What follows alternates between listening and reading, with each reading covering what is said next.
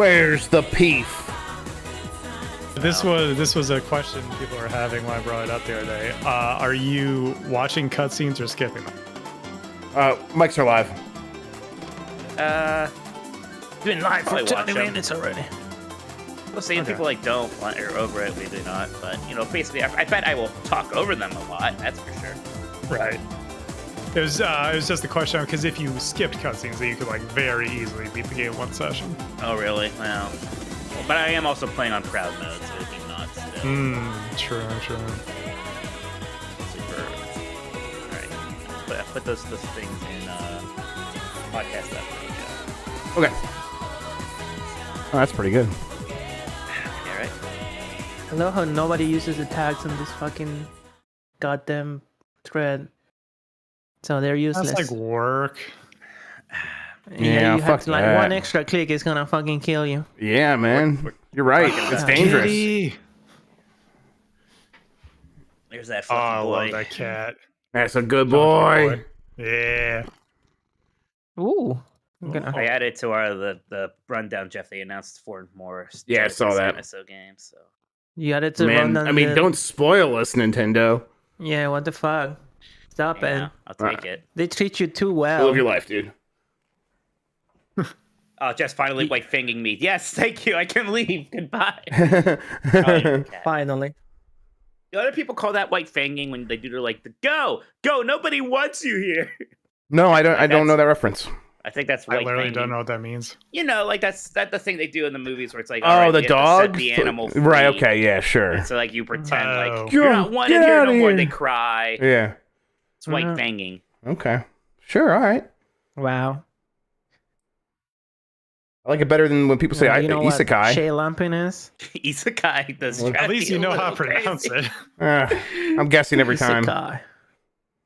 Mike with a Iseki or wherever he landed. Oh yeah, what the fuck? You go out of the way to just mispronounce that shit. Yeah. It's All like you're right, trying. everybody, we're gonna get started here. 1 second. We just get a few You things think pulled you up. think they're gonna shoot the Liam Hemsworth now the No, because Henry apparently, Cavill is free Henry for, Cavill always left because of creative differences, I guess, or at least that's what a random person on Twitter said. Man, way more I heard people. a random person on Twitter saying that he left the thing to do Superman. But now More he's people Superman. on my Twitter care about what Henry Cavill and Superman movies are up to than I do. What did That's you for just sure. fucking said? Henry Cavill. Henry What? Cavill. Well, I just said I don't care about him. What do you want me to do? What do you want? Yeah. Oh, he's free Yeah, to fuck he's on free to do everybody, some literally. Warhammer 40k shit though. Everybody had very strong opinions about what was going on with the DC movies, which haven't ever. Well, been they made it very public on Twitter, so. Well, I'm not saying. Look, I'm not. Yeah, I get it's interesting. I'm just saying. It was a very large amount, like about world event shattering amount of how many of my people were talking about it. Yeah, it was I weird did not that they realize said it this all was in still this tweets. interesting to people. I think they don't know what the fuck to do with DC. That's why they just put it on Twitter. It's like, I don't know. We're gonna do movies.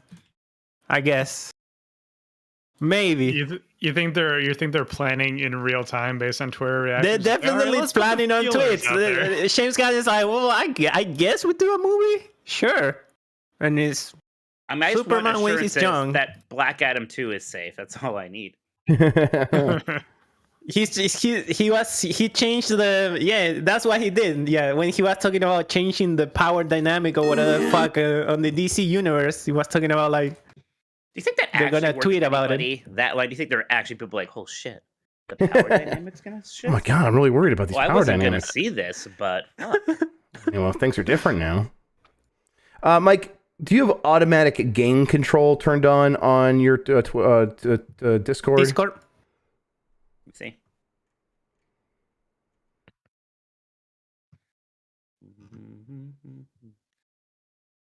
I have hardware acceleration turned on.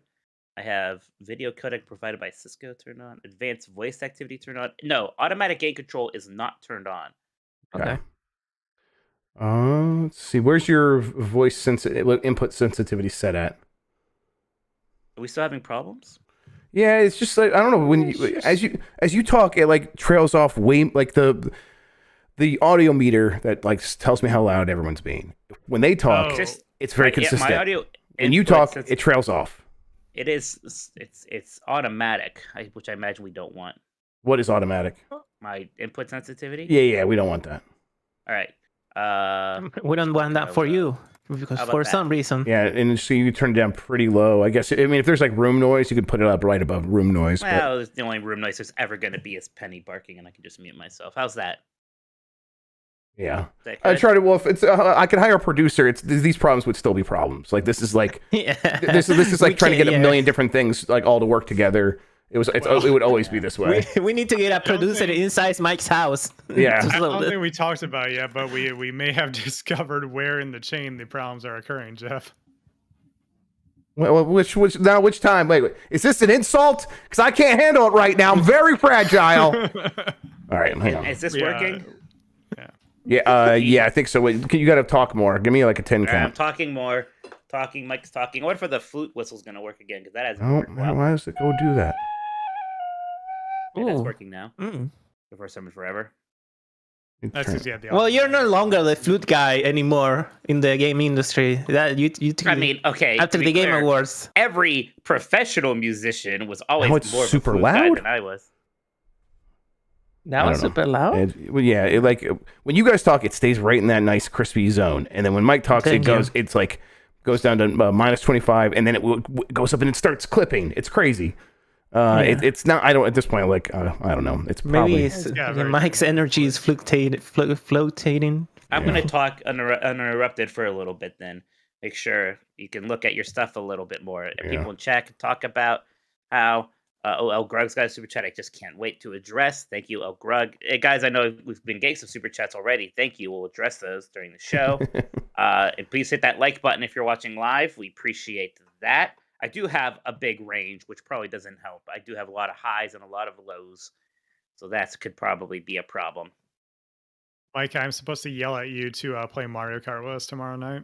Well, I'll try. I might be doing the Disney podcast tomorrow night, but we'll see. Fair enough. I'm gonna have to like go online and look at like how to make my cart. So I Is just this don't a- understand how I was so bad last time. Is this the first Disney 90s Disney since you came back from Disney? Yeah, from low Oh, butter it's to kind of clear. special. I can hear his DP. What's DP changing in real time? DB decibels. DB, this is Dragon Balls. Yes. I'll look at my options again.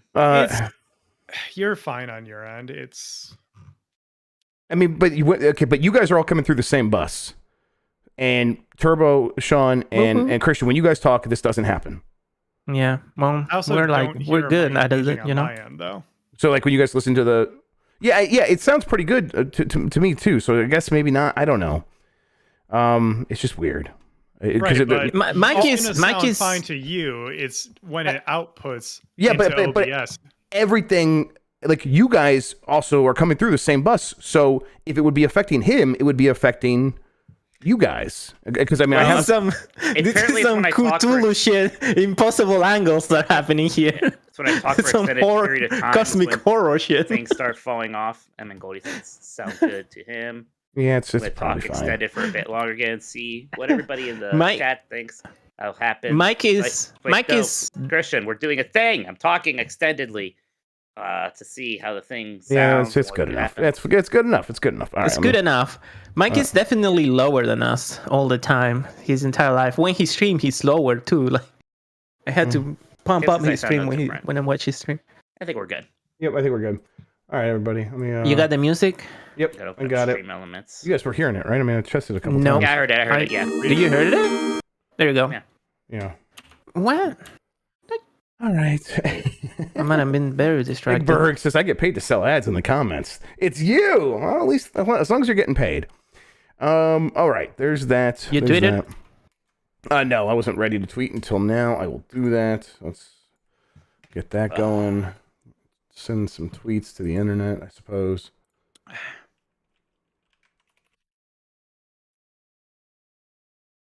Ugh. I hope I'm not getting sick. I feel a little funky. I've been fighting off cold all week, and I got 2 hours of sleep Yeah. last night. So Bro, everybody's getting sick in my Yeah. family. I went to that fucking recital for my second grade nieces. Big mistake. Coming back, That was never packed. left. just it was just a bunch of people who have little kids, and it was just really dense in there, and everyone was shuffled into hallways. There's no hope for any of us. Big Yes. mistake. Okay. Thanks for sticking with us, bearing with us, everybody. We'll get in there. We'll make it happen. Thank you, chat. Thank you and sorry. You know what? Auto. No, I will never apologize. I'll apologize. I take that back. Let me just check this last thing real quick. Studio mode. So Mike wants to show off something live, and I think I'm ready to. I just want to double check. I do remember the last time I got really sick because I thought I was going to die. Yes, if you haven't had COVID, you would not remember the last time you got sick. Yeah, COVID is a scary one, even when you're vaccinated. I did get COVID already. So. Yeah, but what's your like scary? Mine was scary. Well, I'm a big scary cat. Jeff so. the Iron Man here for as much sickness as goes around. Yeah, it's just fine. I still don't think I've had maybe it. that's why. Yeah, maybe he's like. I mean, I might be what I'm fighting off right now, but it doesn't feel like much at all. So I don't know. Maybe he's being surrounded by diseases. It's like that Simpson episode when they test Mr. Burns. When I had COVID, I was like, I do think I have COVID. This feels a little different. There we go. That's better. Yeah, I knew right away that I had COVID when I had COVID because like I never felt the same like a sickness like that. It has a special flavor. Okay, I'm ready now. Mike, I'm going to count us in, and we'll get started. You ready? I'm ready, sir. All right, everybody. We're going to do this. I think I've got everything set and ready to go. Going to do it. 5, 4, 3.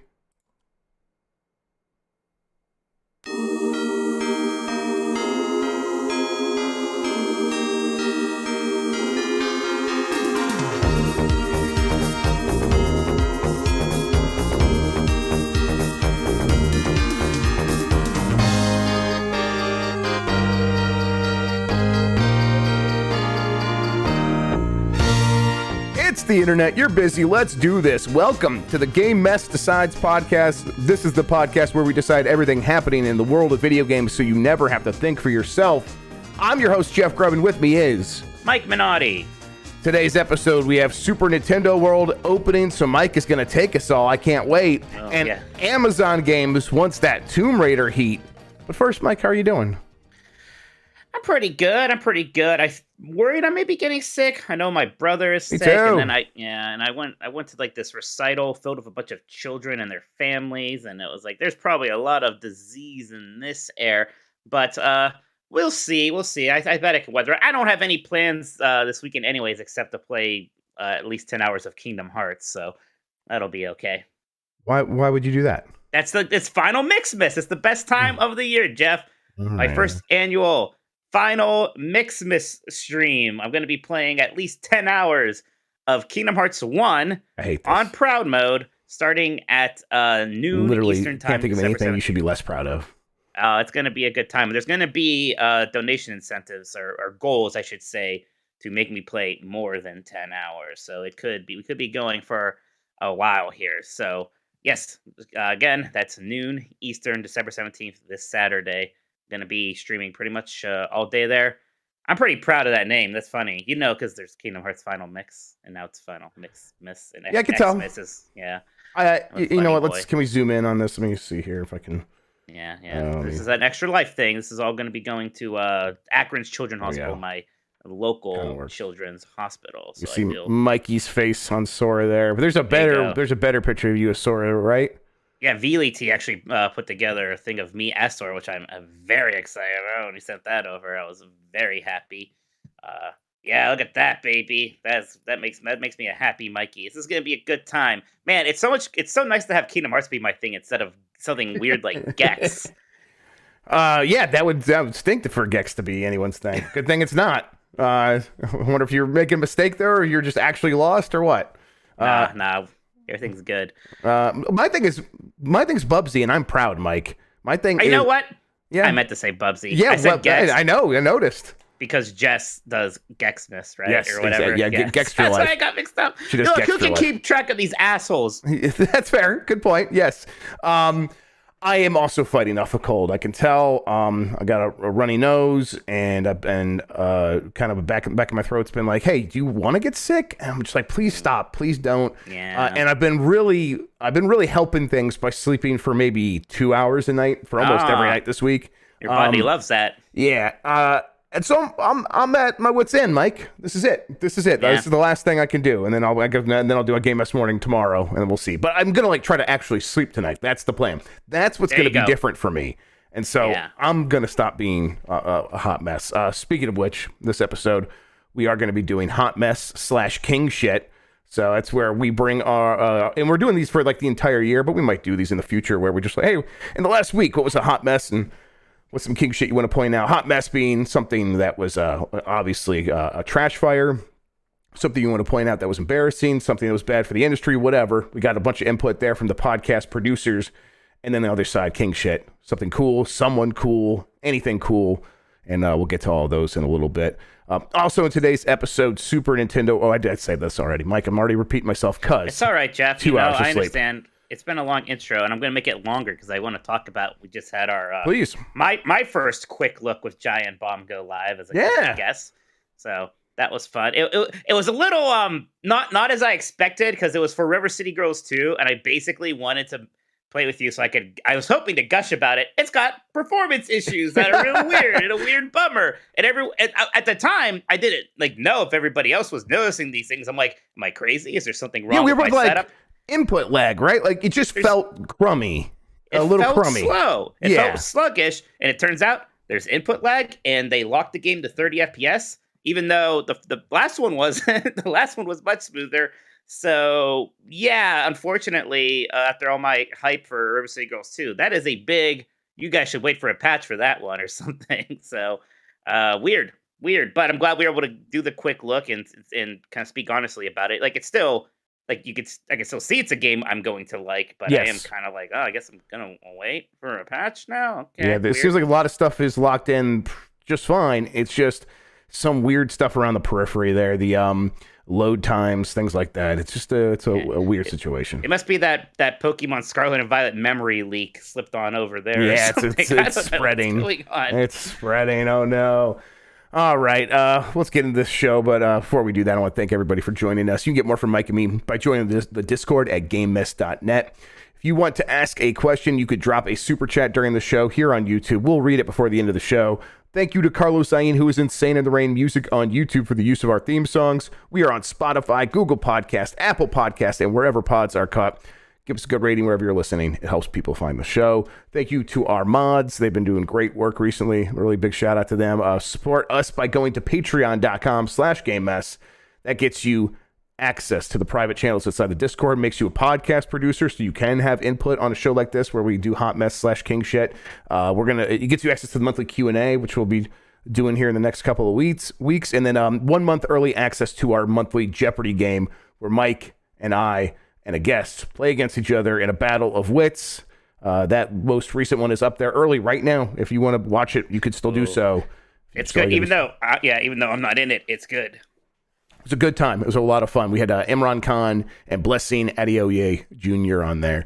You could also participate in our monthly game club discussions if you're a part of that. And again, I want to shout out people who have been joining the Patreon. There's been just a kind of a small little parade of people hopping on board, and I really, really appreciate that. I was actually looking at the Patreon. We do most of our communication, Mike, with people like in the Discord, so I haven't really updated the Patreon in a while. I haven't updated it in so long that it did still say like Game Mess Games Beat Decides. Excuse me. Oh no. So am I able to become an admin on that? I'll look into that.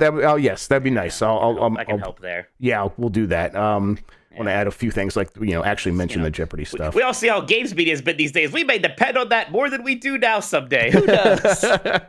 But yeah, no, again, it's holiday season. It's unsure economic times, and yet people still keep supporting this. And really, we do rely on it. It really does help. So thank you, everybody, for your support there. All right, Mike, I got a handful of big topics I want to talk about if my computer will respond. Let's fucking do it, dude. Let's go. Yeah, I'm Let's pumped. talk about video game news. You could just hear it in my voice. I'm ready to do it. Yeah, we're going to overcome getting sick by screaming. It's just a positive mental attitude. That could defeat anything, Mike. That's right. Super Nintendo World. U.S. is opening February 17th. Mike, go off, I think is what the kids say. Yes, this is the Hollywood one, which we knew would be happening first. So this is exciting. This will be opening.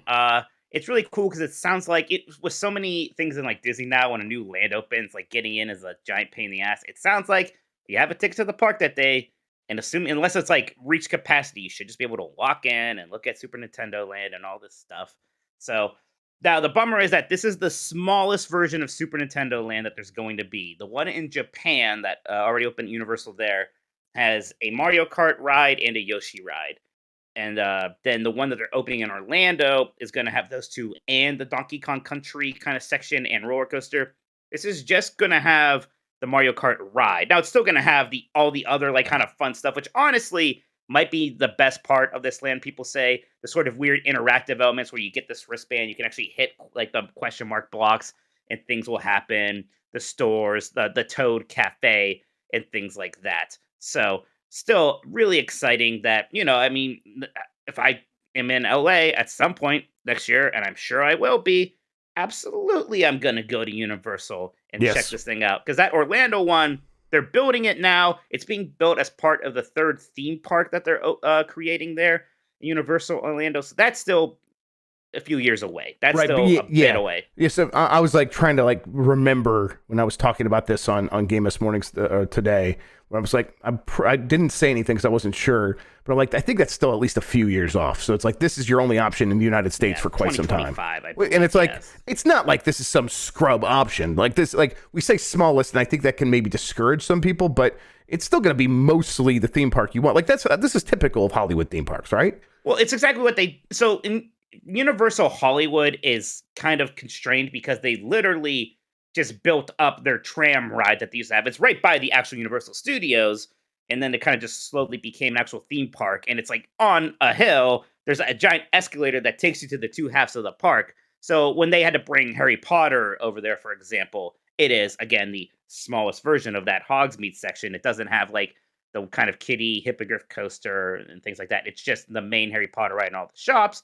But, guess what the best part is? It's the main Harry Potter ride. Now, I haven't done this Mario Kart ride, Jeff, and I've almost heard some things where people are a little whelmed by that ride specifically, just because you kind of want it to be like a bit more of a thrill ride, and it's not. It's probably no Transformers dark ride, right? It's probably, no, it's not that intense, but it's also, I think some people are like, oh, is it going to be like a test track at Epcot with Mario stuff? It doesn't, there's no point, I think, where it goes fast. I think there's a point maybe where you're in a tunnel and they like project the lights to make it look like you're going fast. But still, I'm sure it's going to be a lot of fun. And I kind of just need it to be cute, right? That's the whole thing. It'll be cute. And it's the cutest thing, like when they show videos of this place. And at a certain point, going there and being surrounded by all of that Mario aesthetic, and then having the Toadstool Cafe and having the whatever the shop is called, that alone will kind of be enough for me. And then, there's a couple cool rides and some interactive stuff. Yeah, let's do it. The best part for everybody is going to be going through that warp pipe, and then you're inside Peach's castle, and you walk out, and you see. If you haven't seen like videos of the Japan version, it's cool because it's really kinetic. It's not just like a statue of a Goomba. It's a Goomba who's like actually moving around and doing like this little shimmy. It looks like you are in like a Mario level. Really cool. Yeah. Amazon Games is going to publish the next major Tomb Raider game, and that's going to be a multi-platform release. Mike, what the hell is happening here? Can you actually explain this to me? A little bit. Why isn't Nordic or whatever the fuck? So Embracer Group, excuse me. Why isn't Embracer Group publishing? Honestly, I can't remember which wing under Embracer Group bought these two companies, or bought the the Crystal Dynamics. Honestly, maybe it was just straight up Embracer. I can't remember anymore. It's too confusing. So I think what's happening here is Embracer had a lot of money to expand, and it used that money. And then suddenly they're looking around like, we did expand a lot. Now that money upon which we were relying to continue that business strategy is likely to dry up if it hasn't already. And so we need to be looking at ways to most efficiently leverage the IP and the talent that we have. And so we are going to continue looking for, or we are going to begin looking for outside partners. And it just so happened that, like, all right, Amazon's ready to go. Amazon seems to be still on a content spending spree. We saw the news tonight that they're like, hey, we're gonna make a 40K show. Like, we're gonna license that right now, and we're gonna go get Henry Cavill, and we're gonna go make this. And so, okay, well, that's a real fast. thing. People aren't joking about that, huh? Yeah, I mean, apparently it was a joke, and then it turned into a real thing very quickly. Because Henry Cavill really likes that stuff, so it's like that was always the thing, and now it's like, no, they're gonna make it happen. I guess from Amazon's side, it might make some sense in that this seems like a really safe way to get into AAA publishing without having to take on the full responsibility of building up a new studio, which is, I would say, next to impossible. At least if you want a game that is going to come out and be a pretty good game and be profitable. The most likely scenario, if you're an Amazon and you want to put out a AAA game equivalent to what a Tomb Raider could be from a studio like Crystal Dynamics is you are waiting 6 years, maybe 7, to put out something that is likely going to get a 70-ish on Metacritic and probably sell a few million copies at best. And that is kind of a really tough pill to swallow if you're any company. Now, other companies begin looking for other ways. These big companies coming from the outside are looking for other ways to get in here and make this work. I think Amazon, after a couple of false starts, having some success with New World, is like, okay, we can maybe sidle into this industry in a different way, and it seems like this is what they'll do. And honestly, this could be a test run. I said this on GMM. This could be a test run for them. Like, hey, should we just buy Embracer? Like, is that something we could do? I mean, we have the money. Maybe Embracer will get embraced. I mean, it's weird because, Amazon's not going to own Tomb Raider, right? So they're investing in this. It just kind of is confusing. I guess that'll get sorted out, and maybe Amazon's just going to buy Embracer at some point. I wonder what this game's going to be. I think what I just want is something that's very similar to, say, Rise of the Tomb Raider gameplay style, but with maybe a bit more of a fun tone, maybe a bit more of that, I don't want Young coming into her own, Lara Croft dealing with the how does she feel about killing for the first time, right? That kind of thing. Right. No. Yeah, totally. Give me more of that Indiana Jones fun vibe, I suppose. Especially now with, Put a fucking Uncharted. T-Rex in it. Yes. Yeah, put T-Rex is in it. Uncharted is on hiatus. It sounds like there's weird rumors about that coming back, but I bet Tomb Raider maybe would beat that anyway. So yeah, if we had another grim dark Tomb Raider, I guess I must say I'd be rolling my eyes. I think that it's I think that all that makes sense. It's right. That's kind of what I want. We've talked about this Tomb Raider game before because they announced it when it was still under Square Enix, right? And now it's here. And I guess what likely what happened here is Embracer knew they were never going to be able to fully be able to fund a game like this. They didn't get that Saints Row money coming in like they hoped, huh? And that probably helped, or not help, but made it clear that they would need help. And I think this is the kind of thing that's going to be more common in games.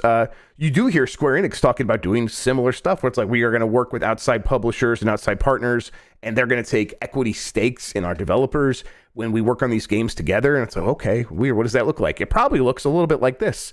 And this is Crystal Dynamics as well, who is also, it is Crystal Dynamics, right? Crystal Dynamics, yes, sir. Yes, that is also already working with Microsoft on Perfect Dark.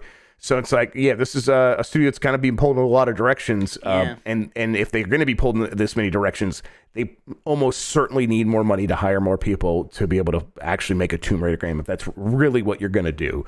And I think they probably will now. I mean, I imagine that Amazon can be serious about this, and at the very least can just see where this goes, and if it's a more natural pathway into games for them. All right, let's get to these other stories. The FTC sues to block Microsoft's Activision deal. I just want to do a quick update on this. Okay. Yeah, I was like, what is this here? Jeff must have something to say. Well, I mean, a little bit, but it's like, because this happened after our Wednesday show last week. It did. It feels like it's so long ago already, Jeff, but you're right. Holy shit. Right. But you're right. It's like, I mean, all I have to really say is I keep going back and forth at this point where you were kind of like doomed. You were like, this deal's done the one day I remember. You thought that this was not going to happen anymore. I wasn't being, I think I was trying to make it very clear why it is very possible it could have been done. because I think a lot of people were just like, nope, they have so much money on the line if this deal falls through. And I think people were misunderstanding the nature of that breakage money, which is money that Microsoft owes to Activision if the deal doesn't go through. And that money exists, so it encourages Microsoft to try to fight for this deal so that it does close. But it's $2 billion right now, and if they just pull the plug on the deal right now, they'll owe $2 billion, and that sucks. But if they let it go and they lose, if the FTC defeats them, if the CMA and the EU, the EC and the EU and the FTC somehow, if one of them succeeds and the deal actually does get blocked, then they're going to owe $3 billion, because it'll be enough time has passed that money has increased in what Microsoft owes. So there is a reason where they can look at that and be like, okay, sunk cost fallacy suggests that we should just look at this and be like, we can save $1 billion by just pulling the plug right now. And it's like, in that world, in business, it's very easy to look at things in that perspective and be like, okay, no, we should. The smart money here is to just save that $1 billion instead of just assuming that we could fight through this. That's how I was feeling before it became pretty clear that they weren't going to back down on their stance and that they are very seriously going to try to fight this. And so at this point, I'm like, okay, I've kind of swung back to be like, I think they will be able to get through this and they will be able to fight it and they actually will win, because for the most part, their deal is not, the case against them is very weak. And I talked about this on Game This Morning last week at some point. So if people want to like actually hear my thoughts, they can go watch that. But for the most part, it's just, it's a weak case, and it seems like this is Microsoft trying to compete. So the idea that this is anti-competitive is kind of hard to really wrap my mind around. The impression that I'm getting, you know more about this stuff than me, Jeff, so you tell me, is that, like concessions, all these things really don't matter. I mean, FTC's thing here is really just the size of the deal. And yes, what can Microsoft do about that, I guess? Yeah, and I think honestly, that's what I was surprised that the FTC went through with it, because that's the only real sticking point they seem to have, is like, oh, we shouldn't let a deal this big go through without suing. We should just on principle block a deal this big. And I think honestly, that's a lot of people who do have a problem with it. That's the way to look at it too. Like, this is a major company. It shouldn't be able to get this much bigger.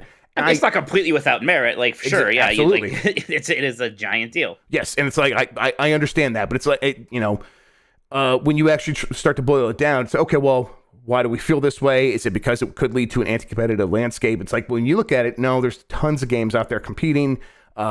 This is what competition looks like, where a company tries to bolster up its lineup to keep up with a company that's ahead of them, and even when they combine together with another company, the other company's still ahead of them. So it's like, oh, this actually brings them closer, which could keep prices in check, could and likely will keep them neck and neck, so they have to keep innovating.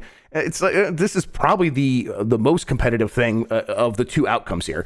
I don't necessarily know one way or the other what's going to happen in terms of the competitive landscape. I don't think anyone does. So I'm like, I personally, when it comes to like something like this, would err on the side of not having the bureaucracy interfere.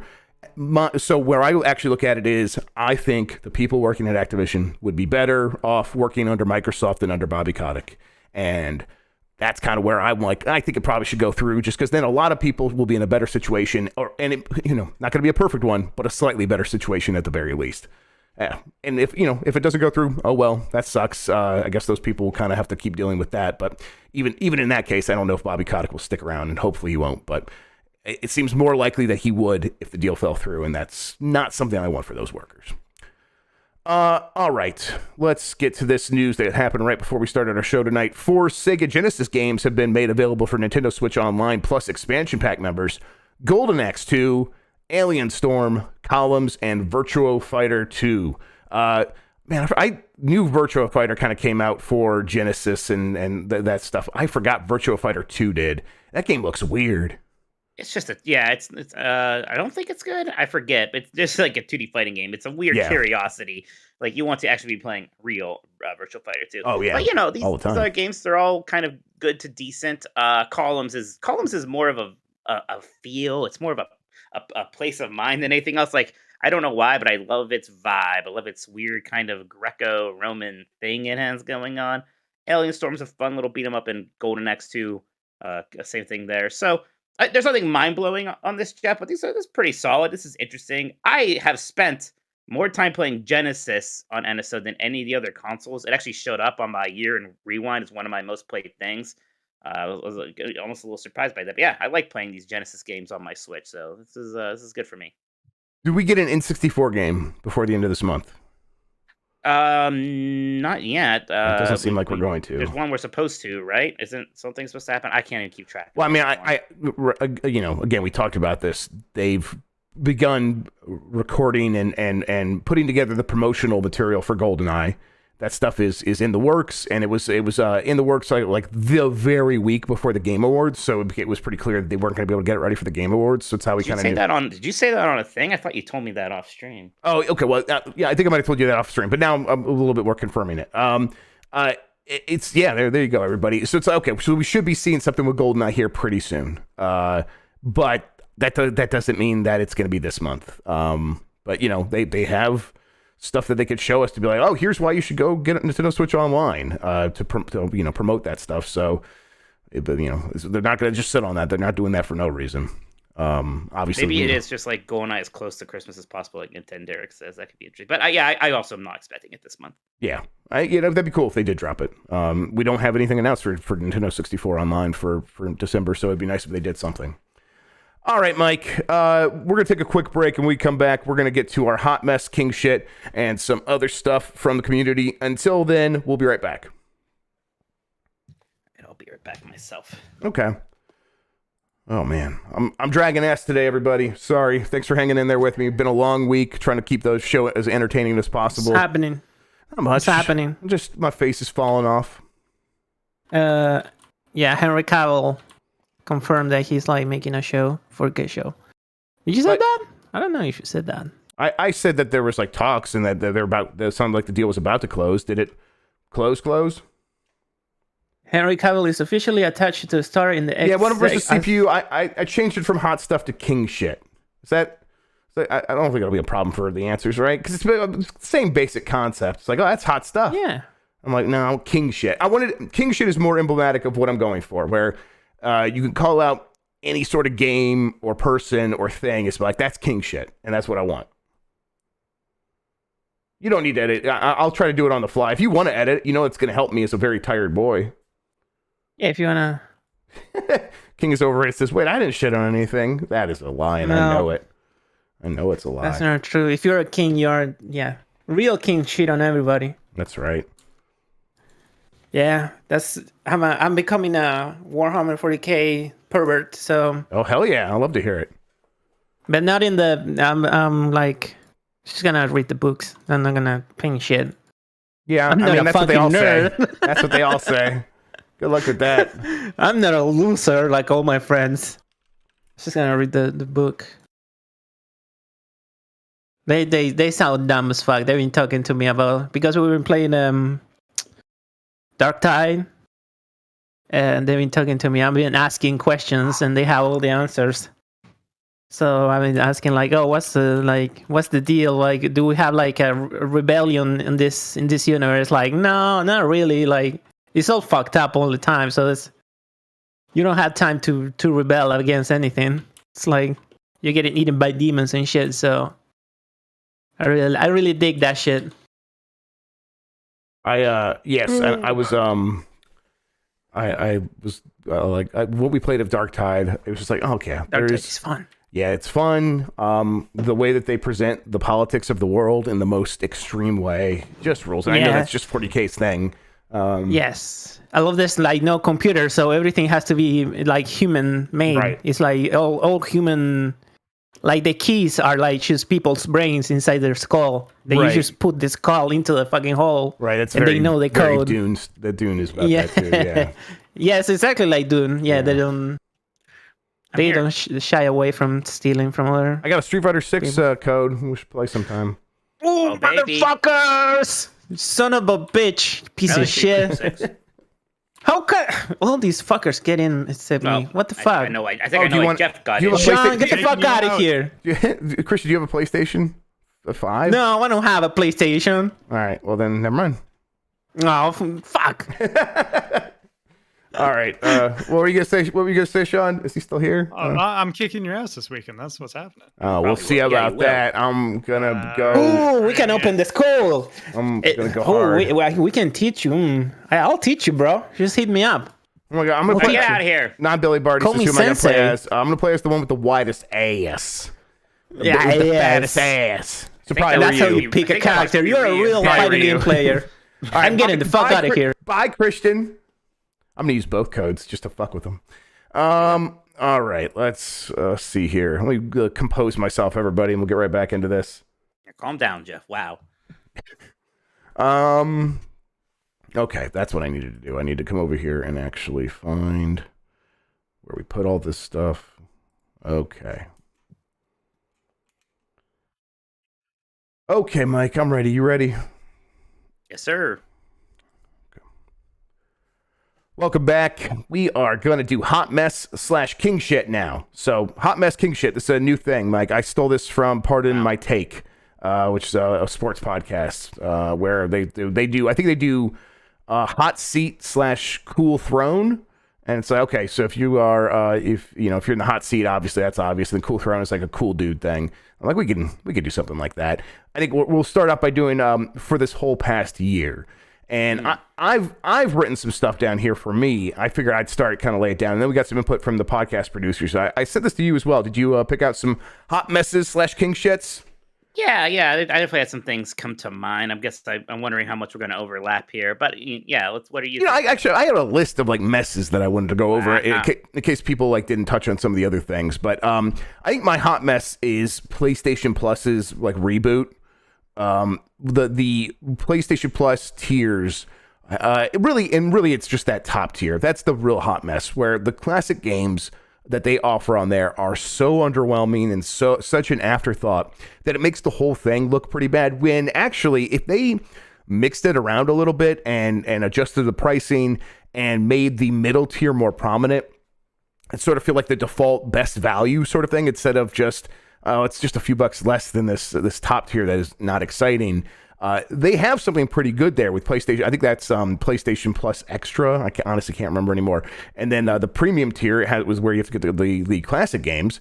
It's been so undersupported that it's just like, I don't even want to think about PlayStation Plus. It's such an easy thing to skip, when it's actually, if you got PlayStation Plus Extra, there are good like PS4, some PS5 games on there that make it a pretty decent value, especially if you're someone who's trying to catch up on games.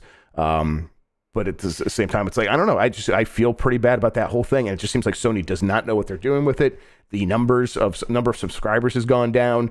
And it's like, and this is like, since they did the reboot, it's kind of I'm kind of wondering if it's like, do they have a backup plan here? If they're going to try to pull something else off, or will they at least ever kind of actually ramp up the support for the classic games to anywhere that is, sort of in line with what they're charging for it? And I just don't know. What do you think? I would have agreed with you, Jeff, except we just very recently got Ridge Racer 2 from the PSP on there. So right, so you I'm forgive happy them. Yes, exactly. All is forgiven. Mike is a very simple man. You give him Ridge Racer, and he's happy. I never said otherwise. Yes, absolutely. 1,000,000%. No, I mean, yeah, you're right. It's weird to how just kind of small that whole aspect of it is, when Sony has this incredible backlog of retro games that they could rely on. They still don't ever do nearly enough with the PlayStation 2, which, to be clear, is the best-selling video game console ever, right? Like, yeah, I mean, it's like I think to a certain generation of people, that is just video games in the same way that Nintendo before it was video games, and it's like, right.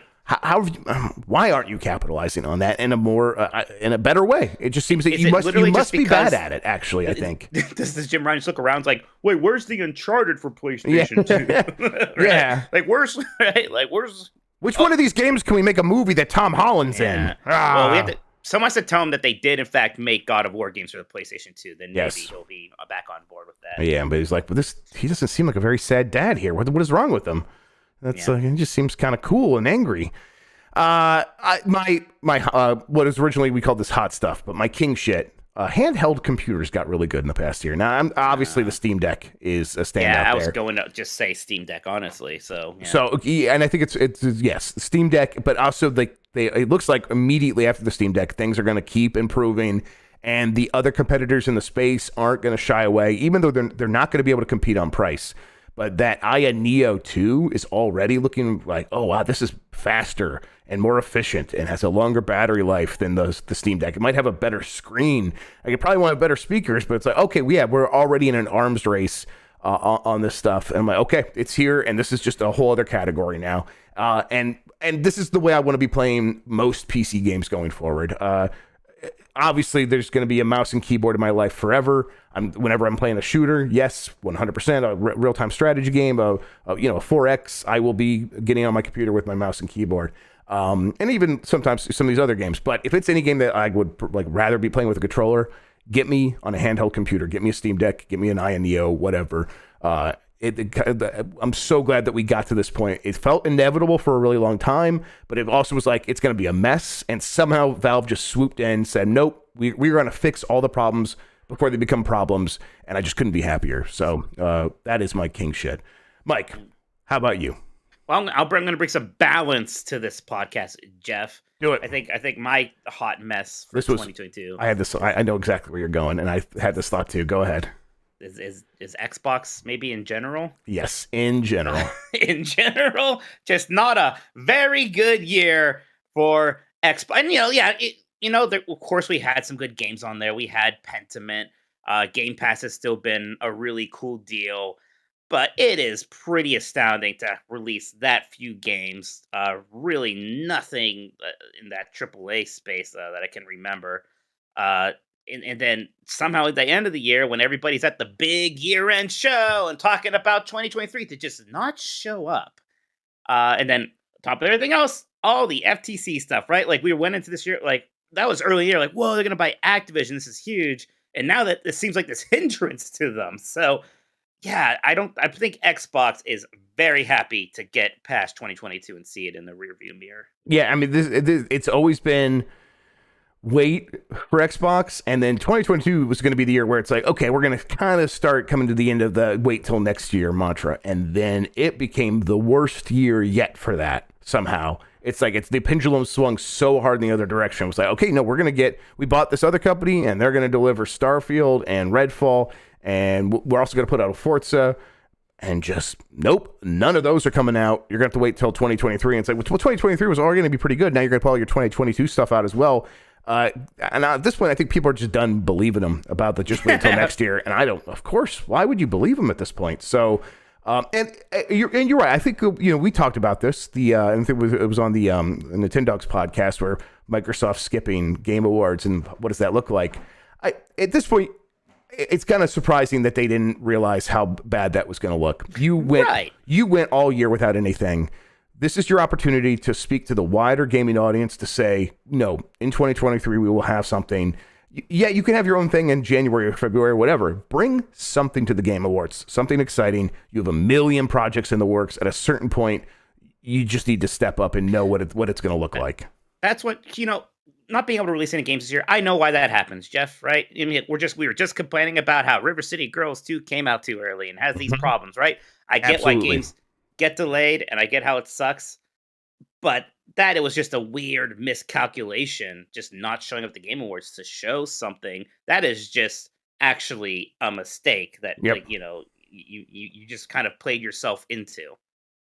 We have a bunch of responses here from the podcast producers. I think this will create some fun things to talk about as well. So let's get into it with. Don't you want to know my king shit though? Oh, I guess I said it was also Steam Deck. Yeah, you did. That's why I was going to skip over. But yeah, what is your king shit? Uni. Okay, moving on. My king shit is Joran. There you go.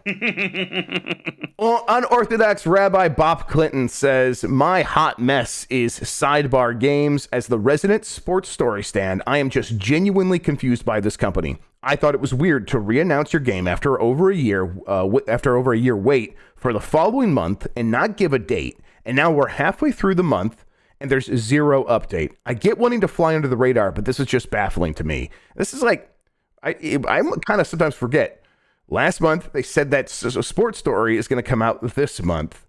And this month is basically almost over. We're going to do, I'm going to work next week. We're working next week. But then that's it. And if you put the game out like right before Christmas, we have plans about other stuff we're going to be doing. You're going to drop this, and then what expect coverage, expect it to sell. I mean, the game has to come out by Christmas Day, right? I don't know, Jeff. Maybe you just don't care about that. I think part of the problem with River City Girls 2 is they always said it's coming out in 2022. And we got to December and people were like, oh, I guess it's not just coming out. And it seems like they took it very seriously. Oh, no, we said it was coming out this year. It has to. We'll release it even if it's running poorly. So I don't know. It's just would it really have mattered if River City Girls 2 came out in February or March next year? So you know what? Just take your time with it, I guess. I know it's frustrating. Hey, remember when people were furious, absolutely indignant that we haven't heard about Elden Ring in a while? Yeah. Doesn't matter. It just doesn't. If the game comes out and it's good, it will not matter. Yep, that's exactly right. Bop's hot stuff and king shit is going out to those who sail the salty seas. With the help of certain communities, I have been able to enjoy my launch model Switch in ways I never imagined, and overall found much more enjoyment of the Nintendo games than ever before. I see where this is going. I get you now. That is some king shit, actually. Shout out to you, Bop. From Colin, my hot mess is the Sony online service. There we go. I don't know why there are 3 tiers, and at this point, I'm afraid to ask. For the king shit, is the Game Mess Patreon. Wow, thank you, Colin. There hasn't been a big year-end drive or anything, so I'll take this opportunity to say that it is important to give money to the things in the world you want to see more of. Yes, you can get the pods for free and watch the videos online, but if you're able to, I'd encourage everyone who hasn't to join up. I swear I didn't write this. This is Colin, guys. and to those already supporting the show, considering chipping in a bit more as a one-time donation or a recurring higher tier, pay for what you like in the world so you can have more of it. Also, there's a discount for yearly Patreon subs, so a $20 per month commitment paid annually is only $200 for a year. Only 200. Thanks again. Finally, the secret channels on Discord are full of lovely people chopping up all day, and you can @ Jeff and Mike to make things fun for them for getting dunked on Twitter. It's the best.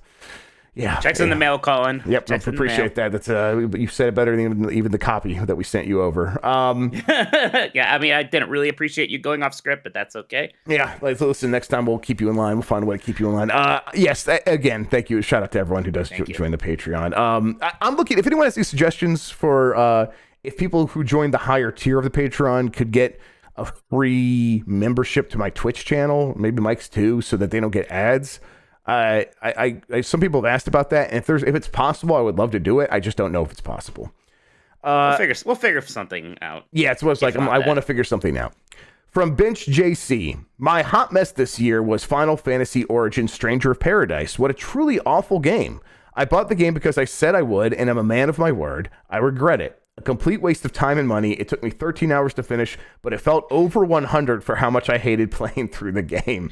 Now, Mike, you don't feel this way about this, right? Yeah, and I'm still like, yes. I'm like, yes. Because I was so indignant about this game for so long. Everyone's like, ha, ha, ha, it looks bad. It's a funny joke. We like it. Ooh, Game of the Year. I'm over here like an actual Final Fantasy fan grumbling that this game's not taking things seriously. And then it came out, I'm like, all right, it was fun, whatever. And then actually felt vindicated that everybody else completely forgot about this pretty much, except to make a stupid joke about chaos still. So yeah, it was absolutely 1,000,000% snakes on a plane. Yep. His king shit. This is Bench's king shit. This year was branching out and playing more games. Before this year, on average, I beat 4 to 5 games a year, and this year was 30. Honestly, it all goes to the Game Mess community because talking about games here pushes me to play more games and ones that I would have never even considered before. I don't have any friends IRL that follow the industry like I do, so this being a place to gush about games and follow gaming has been amazing. A group of us played through Danganronpa throughout the year, and just talking about the crazy stuff was fun throughout the year. All of it wouldn't have been possible without Jeff and Mike and the mods, and you guys are making us blush again. Thank you so much. I should play Danganronpa sometime. Yeah, you shouldn't. I don't think you'd like it. I've come around to wordy games after Pentiment and Citizen Sleeper and a few others. I don't know. We be wordy though, Jeff. That's a different kind of wordy. You're right. That is a different kind. I skipped the cutscenes in Cunha in the fucking River City Girls too. Yeah. So I probably that was like directly continuing a story from a first game that you didn't play. So I don't blame you there. Jedi Moss 4. My hot mess for this year is the ongoing, never-ending saga that is the Microsoft / ABK acquisition. Something that started right at the beginning of the year, just a constant parade of bad faith from the endless obsession over Call of Duty to Bobby Kotick existing to Sony arguing that can't exist without a single franchise to government regulators and others claiming Valve and Nintendo somehow don't count as part of the industry. The worst thing is the ABK and even Xbox employees and studios to an extent are now caught in a regulatory limbo. And the worst part is it's nowhere close to ending, assuming everyone digs in to fight. Cheers to many more months of bad faith arguments on why COD is the only thing that matters in the industry. That is a little bit frustrating, right? Where it's like this story is so focused on Call of Duty, and if you don't care about Call of Duty, it's like, God, just shut up about it.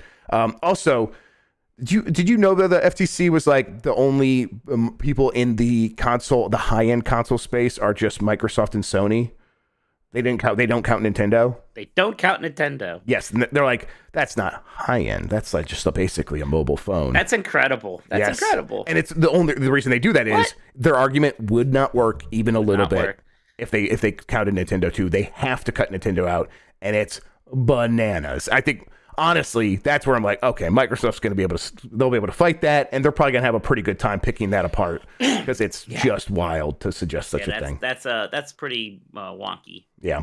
Jedi Moss's King Shit, thank you for updating it. That's very thoughtful. The King Shit has been when the Game Mess community has gotten together to play games from Mario Kart to Halo to Splatoon. Every time we get together to play, it's a great reminder that video games, in fact, are good.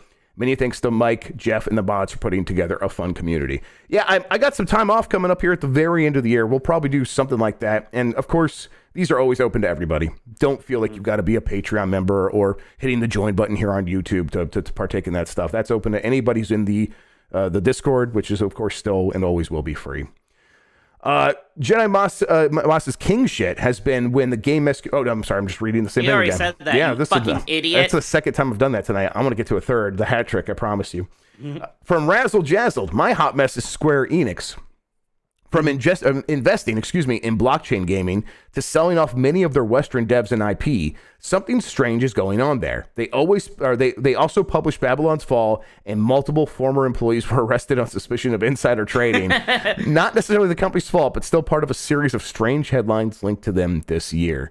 Maybe Yuji Naka was the hot mess of the year. I wonder if we're going to get to someone saying that. I definitely considered that as well. Yeah, Square Enix is definitely weird, and Babylon's Fall. Babylon's Fall, though, is part of like a series of games that they published that have just been garbage, starting with The Quiet Man and Left Alive. Babylon's Fall was pretty special, though. That's like a whole new level. It really does feel good. Because it's like, even like Left Alive got a little bit of like notoriety. Babylon's Fall was just nothing. It was just nothing. It was this vaporous fart that people just didn't even pay attention to. Razzle Jazzled King Shit is Square Enix. They developed my personal game of the year, Live Alive, and just recently released two games that I am very much looking forward to sinking some time into, Crisis Core and DQ Treasures. I guess the conclusion here is that the devs continue to bring the hot shit despite the hot mess that is the company leadership and administration. Yeah, that's so Square Enix. Yes, it is. It really is. They might be very bad at the business of making games. They're pretty good at the art of making games. That's something, at least for the most part. Not counting Balan Wonderworld. From the Uncharted Wolf. My king shit this year is definitely Elden Ring. More specifically, how it brought my friends together. When the game came out, me and 7 other friends got in a party together and all started playing the game at the same time. We didn't really play co-op that often, but more so shared our experiences, laughing and roasting each other's builds and sharing theories about the lore for 2 weeks straight. It was the strongest communal experience I've had with a game since Overwatch. Seeing it win Game of the Year from so many different outlets feels like vindication for years of From Games being widely ignored by the press. Now, From Games have won the Game of the Year award at the Game Awards. I don't know if I necessarily agree with that last point there. I mean, but the Elden Ring, first time it ever won the Giant Bomb Game of the Year. So there you go. There you go. Yeah, and I know there's like some people who are, it's almost like, Game of the Year is so boring. Elden Ring just wins everything. I'm like, and I like understand, but it's still right. It's right. It's still just right. And like I get too, because like I love Elden Ring. It's probably gonna be my Game of the Year. No spoilers, but like, and I get it. Like I feel like I don't have a personal connection to it though, because too many other people liked it. Yep. But it was just so good, and that zeitgeist really was super fun. It was just great to be talking about it. playing it with everybody. It was an amazing time. Let's see. Uncharted Wolf's hottest mess has to be. He crossed out Xenoblade Chronicles 3 instead. He wrote that at the beginning of the year, thinking like me it would be bad, and then it was actually good. Yes, and then he wrote instead the Soul Hackers 2 as a huge. Yeah, that did come out, and that's in the Megaton series for people wondering. As a huge Atlas fan, it was sad to see how massive of a disappointment this game was. You could feel the budget on this game, and the main party was filled with some of the most boring characters in gaming, except Ringo. The combat was largely uninspired, and the dungeon design felt like a college student's project in RPG Maker. Damn. Honorable mention to Square Enix not marketing games like Valkyrie Elysium and Diofield Chronicles. Yeah, Square Enix is just a mess. I don't know, it's like, what was their rush? They just released SMT5. Just port that to PlayStation 4 or whatever. Soul Hackers 2 is kind of coming out like that. Was weird. And it kind of, I don't know, maybe they need to rethink things with that series. I mean, there was a time, Jeff, like there's so many Megatech games on PlayStation 2, and it kind of worked. I think you have to be pickier these days. You got to really make sure. I mean, they were cheaper to make back then, so it's like you could put out a game that sold 80,000 copies, and it would be fine. Right. Well, and the secret too is like they reused a lot of assets between those games. Like it was the same demon character models and stuff. So like I get it. You have these newest versions of those. Use them for more games, but I don't know. Sort of. Yeah, Soul Hackers 2 just kind of came out and nobody cared. From Jayton, hot mess for me has to be Jeff Keighley's game shows. I can't name a single reveal that happened at Summer Game Fest this year. And as for the Game Awards, it was long and had lots of good reveals, but I didn't enjoy it as much as I would have hoped to until the Bill Clinton kid at the end came in. That's fair. I like the Game Awards this year. I mean, Summer Game Fest was bad. The show was bad. The in-person event was good. The rock stuff was funny. But yeah, sure. I liked the Game Awards, though. I kind of like, at this point, I'm like, well, I mean, if we don't want this from the Game Awards, what could he possibly do? Like, I mean, at a certain point, like... Just spit Coke Zero everywhere by accident.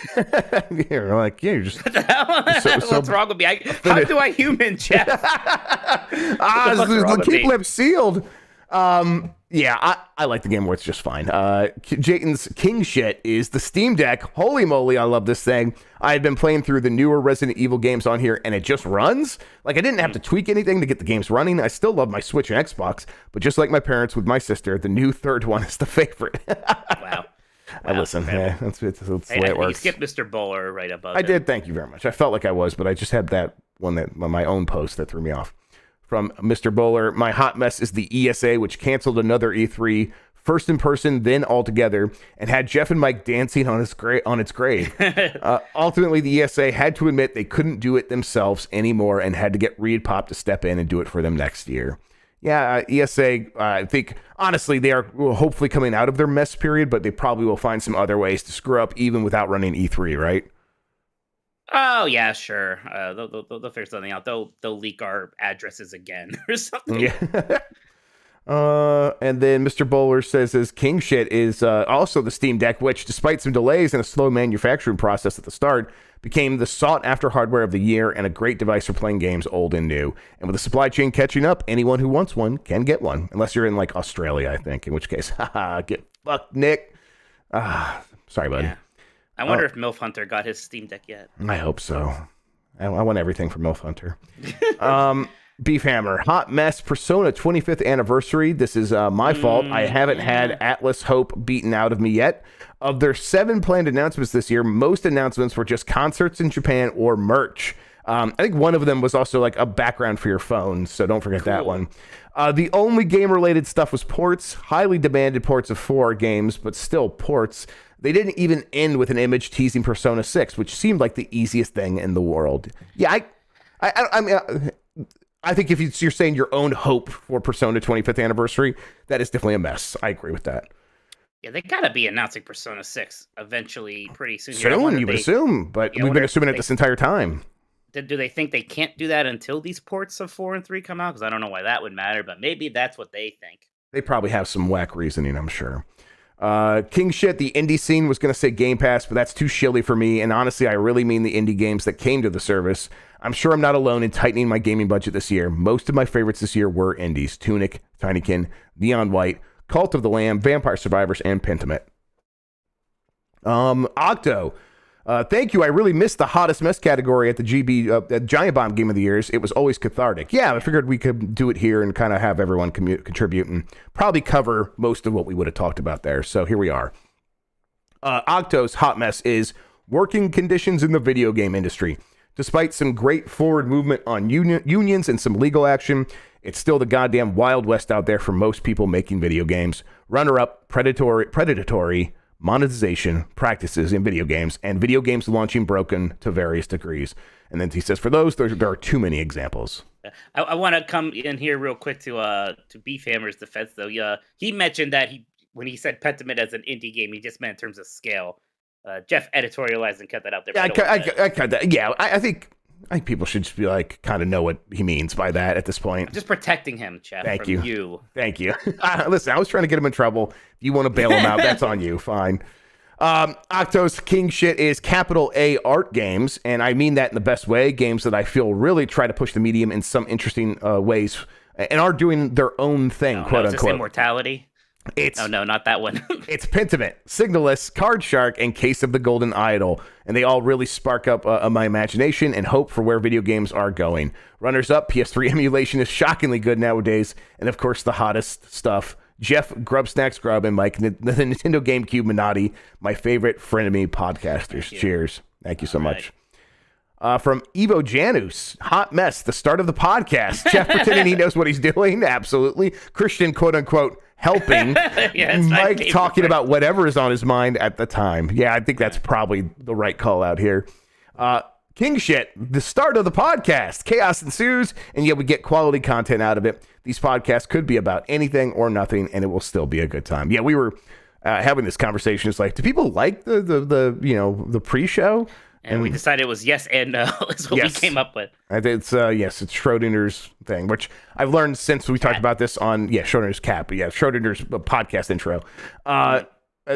We talked about this on the voicemail dump truck today, Schrodinger's cat. I since learned he specifically used cat to show how weird the concept was, where it's like almost supposed to satirize the concept of quantum mechanics.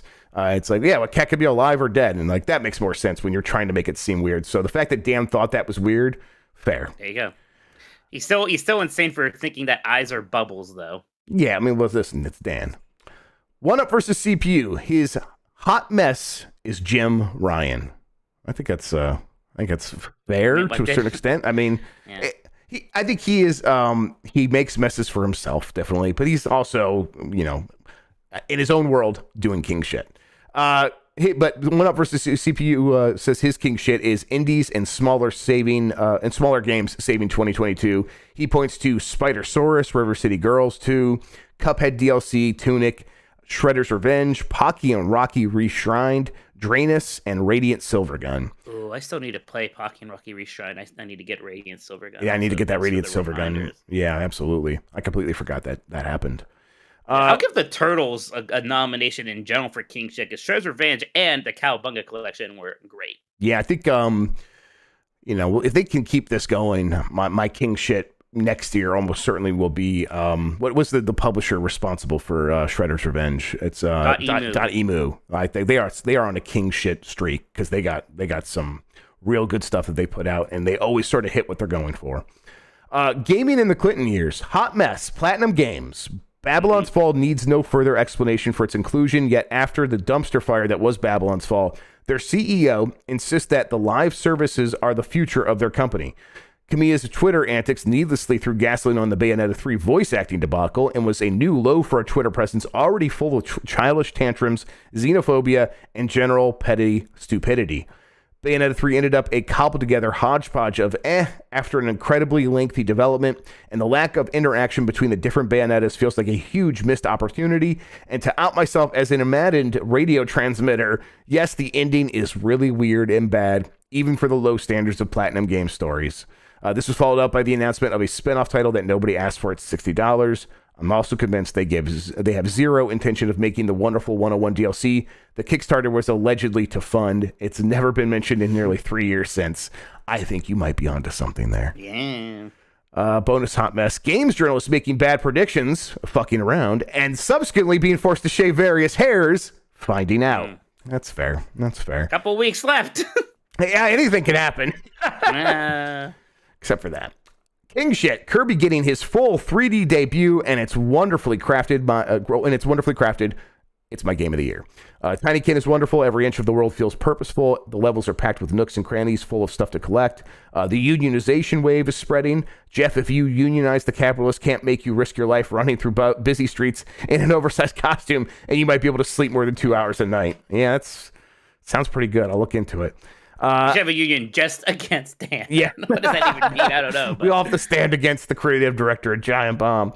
I got Game Pass and have been playing through the Yakuza series for the first time. I joined the Discord this year. Really have enjoyed getting to interact with Jeff, Mike, and the rest of you all. Your funny questions and Mike and Jeff's reactions to them have brought much needed laughs in a shitty time. Shout out to you, gaming in the Clinton years. We really appreciate that you're here. Yes, thank you. From Maddie, I'm going to say, equal parts hot mess and hot stuff this year, Bungie. You kind of have to be hot stuff to begin with to be acquired for $3.6 billion starting in January. Then they released The Witch Queen in February with arguably the best campaign Bungie has produced in their entire 30-year history. They added new raids, new weapons, or weapon crafting, streamlined convoluted systems, and made it easier for new players to join in the party for what was quite possibly the golden age of Destiny 2. Then the cracks began to show and the mess crept in. They introduced a new airborne effectiveness system in PvP that effectively made your weapons ineffective if you were even slightly off the ground. Think of it like an aimbot, but the polar opposite. It's like a bot shield. They tried a new path for monetization around seasonal events, which was not received well and seen as a cash grab. New raids and dungeons have been plagued by game-breaking bugs and server issues. And the Season 18 that just passed has been ranked by the community as one of the worst in the series history and led to an unprecedented burnout. They go on here, but yes, there's definitely a lot going on with Bungie. Yeah, I haven't played Destiny 2 in a while, but the vibe I've been getting from the community is that they aren't in a super happy place right now, which is funny because World of Warcraft fans are like happy. What is this weird? Yes, it proves to you that things can flip in any which way for any game. Although I suppose Destiny fans were mostly pretty miserable throughout the last several years, and there's been just like a handful of bright spots. Maddie says that there's a common saying in the Destiny community: I hate this game. It's my favorite game. And 2022 has proven exactly that. That's a lot of live service games. Yep. Screaming Madden. Hot mess for me is massive layoffs within the games journalist field. Game Informer and GameSpot had huge layoffs in July while focusing their efforts on the blockchain. Tencent took down Fanbyte with massive layoffs in September. Now in December, IGN has laid off some staff members before the Game Awards. Just incredibly sad and unacceptable. King shit for me is being able to chill to catch up on the folks in games media that I still love, including the Beef and Cheddar Boys, New Giant Bomb, Nextlander, and so on. Also, I finally got a PS5 thanks to my brother, and I have experienced so many great games out there already from 2022 greats like Elden Ring to games from a few years ago like Yakuza, Like a Dragon. Oh, and this Discord itself is king shit. That is up there with Reichert's Market as the best Discord out there. Thank you, but also fuck Reichert's Market. Super Harmon, hottest mess is Square Enix. They just seemed to dump so many completely forgettable games into this year. Some were even announced with a little bit of fanfare like Valkyrie Elysium, only for them to just be quickly forgotten about upon release. Hot stuff is From Software, releasing their biggest game ever, and that is and it's a huge success that get people genuinely excited and cheering for a niche franchise like Armored Core at the end of the year. It's pretty funny, yeah, right? I bet the Armored Core team was pretty excited. Oh, shit.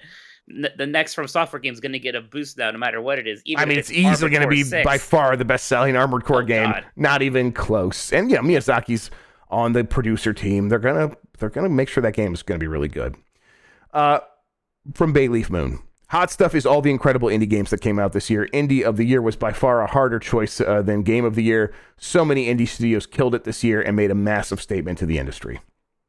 Biggest hot mess for me was the Activision Blizzard deal. As someone who does not care about any of their games, on top of Xbox not having any big AAA games this year, this entire deal feels like a mess and is the only talking point when mentioning Xbox, and I'm so ready to forget about it. Yep, that's what we were just saying. It's like that's got to be frustrating. From Gerber, at the risk of nominating a hot mess that will make Mike's eyes glaze over, then how about the 12 gigabyte 4080? That's a good one. When was the last time a company had to put out a press release about unlaunching a product? If that's too techy, then I nominate journalists standing for a $1 trillion corporation while covering the Microsoft ABK deal. Some of the coverage would pucker your arsehole. There's definitely some of that out, especially on the YouTube side of things, but you see some of it at some of the bigger sites. It is. Like, I'm always like, look, to be clear, I don't really care that much if this deal goes through or not. Right. Some people will. I don't know. I'm always terrified here because I feel like some people who I'm not calling out are going to think I'm calling them out. But yeah, for sure. Yeah, and that's exactly right. King shit, Video Game Chronicles for being a site I've not more respect for now than I did a year ago. Keep up the good work, guys. I agree. Got a lot of friends over there. Yep, they're doing really great stuff. Vision 49, hot mess is the ABK deal. Until some resolution is reached, it's going to keep devolving into this kaleidoscope thing where everyone online is just pulling quotes from every party involved to back their take. I think that's a very good point. That's maybe one of the more frustrating sides. It's like if you want to argue a certain perspective, you can easily do that by just selectively pulling quotes. Yeah. King shit, really want to quickly shout out a few amazing indies that got buried or flew under the radar. Strange Horticulture, it's a point-and-click game where you run a plant shop. Good logic puzzles, great music and atmosphere. Turbo Overkill, if Doom Eternal were set in Night City, an absolute must-play for any fan of shooters. For a vast future, 6 to 8 hour JRPG with a Game Boy art style. Well, that sounds pretty cool. Road Warden. Attica, I think this is it's Half-Life 2 meets Halo. I heard about this one. I meant to check it out. And Backpack Hero, RE4 inventory management meets roguelike deck builder. This is not the other RE4 inventory management game, Save Room, which we talked about on the Game of the Year podcast. So there's multiple of those. I'm gonna check out both of them. Oh man, Turbo Overkill looks awesome. It has so many some intense Unreal vibes to it. Okay. Ooh. Yeah, I'm gonna play all these. Thank you so much for that, Vision. From Laushin, hot mess. Xbox Studios plagued with delays and failing to release any exclusives this year. Here, hoping Phil can right the ship and deliver in 2023. I think, at the very least, he isn't pretending like it's not a problem. He has come out and said that's like we know this is like we feel bad about this, and it's like okay, that's something. But boy, if in 2023 doesn't really deliver, it's like what happened here. Hot stuff. Steam Deck. It seems everyone in the gaming sphere has got one of these this year. The conversation has shifted from Nintendo won't notice or care about the deck to Nintendo may be feeling the effects. With increase in production and dropping the wait times from months to weeks or days, Valve knocked it out of the park. Just a couple more here. Lenny Cool Dick Denver. Hot mess is Halo Infinite. Maybe it's that Crobe Cat Remember Halo video, but Halo Infinite's 2022 was just bad. I kind of liked it with its weird rollout in 2021 with a single player that had good ideas but still fell into the pitfalls 343 keeps falling into. But the multiplayer seemed like it could have been the start of something cool. A year later, it feels like the car crashed into the garage door. I never owned a 360 back in the day because of all my friends had one. I was a PS3 kid, but I put hundreds of hours into Halo 3 on other people's system. Now all of those friends jumped off the Halo bandwagon, and I think it's time I jump too. It's a shame because, at the end of 2021, we liked that game a lot, Jeff. We helped give it Game of the Year over at GameSpeak. You used to work at that site, and we were playing it a lot online still for at least a good bit going into 2022, and then it just maybe we could do nothing happening. We should probably just do a UPF where we play the multiplayer campaign and play Forge stuff. Yeah, we should probably just check in on it. Hot stuff / king shit. A lot of Nintendo's and Sony's first party games came out this year without being delayed into the mythical land of 2023. I know some stuff like Forspoken, my nominations for most mid demo of 2023, Advance Wars, Zelda, and a supposed Metroid remaster that two bald guys leaked were supposed to come out this year. Fair enough. But first party output from Sony and Nintendo seemed to be pretty good throughout the year. Yeah, I think Sony and Nintendo did pretty good. They had a pretty good year. And I think Nintendo might have an even better year next year, at least for the first half, right? We're going to have a Zelda, so. That helps. Plain Shane, hot mess, indefinite delay of Advance Wars 1+2 reboot camp. Yeah, that continues to be a really frustrating mess for me. I'm like, just please put it out. Yeah, someday. What happens first? Reboot Camp comes out, or the Activision Blizzard deal closes? Wow, yeah, probably the Activision Blizzard deal somehow. Yeah, that's nuts. And then Plain Chain's king shit, N64 online using a 64 controller for Switch. I love that thing. I love it. Whenever I see it, it makes me want to play N64 games. Yeah, it's so cool. And it's wireless too. It's great. Yep. From Nick Turbo, hot mess. Helena Taylor joining Tommy Tallarico in How Did You Think You Could Get Away with Lying About That? And Tommy Tallarico was in Cribs twice. I was on Cribs twice. What a mother. A lie. It's incredible. Why would it's one of those things you think about for a second? Why would you be in the guy who did the soundtrack for Earthworm Jim? You even watch that show? Do you know who's on it? But his mother's very proud. His mother's very proud. Yeah, man. That Tommy Tallarico video, which again, people, if you haven't watched it, it's H-Bomber Guy's thing about the oof sound effect from Roblox. It is so satisfying to watch someone find all the receipts for all the things you've always known about a person. It's like, I always knew Tommy Tallarico was a shithead. Boy, I just didn't know it was like, oh, he's just a pathological shithead. My only bummer is I actually like Video Games Live because they make an album every year or two with like awesome orchestral video game like compilations. They haven't done that since the pandemic anyways, though, so well. Let's see, did I get yes, Nick Turbo's king shit. Being able to interact with you guys and everyone in the Discord. I enjoyed my 2022 in the game mess and can't wait for more in 2023. Love you guys. Love you too, Nick. Hey, let's go. Dr. Suss, my hot mess is the lack of Xbox big AAA games. They know this is the case, but it's still a mess. But the king shit was closing the 10-year deal for COD with Nintendo, dismantling Sony's argument. Nintendo is just like, fine. That is king shit. When Nintendo was like, okay. Well, Nintendo's not in the gaming industry. Why would they care? That's right. Yeah, why would they care? They don't exist in this market. Honestly, Gabe's response was even more king shit. It was like, we just said no because we know they want to put it out on Steam because we're Steam. It's like, oh, all right, King. King is overrated, says King shit. Hot take from the King himself. Jim Ryan's whole year. Thank you. That's I mean, and hey, PlayStation did get the release at least a few big games here. Oh yeah, for sure. I mean, what else do you want from Jim Ryan, right? It's like he can put his foot in his mouth all he wants if he keeps putting out big games. He's certainly a bit of a shithead, but I think PlayStation's much happier here than Xbox is. Yep. Matt, Rare Monkey, my hot mess is video cards and their pricing. King shit, so many amazing indie games. It might have been the year of the story indie for me with Norco, Citizen Sleeper, Pentiment. I know it's Obsidian and more. And Matt, Rare Monkey also clarifying that they knows Pentiment's not really an indie game. Yeah, I guess we do have to kind of accept that when we say indie game, we mean smaller games. We mean a game made by 12 people, which, Pentiment was made by that or fewer. So, yeah.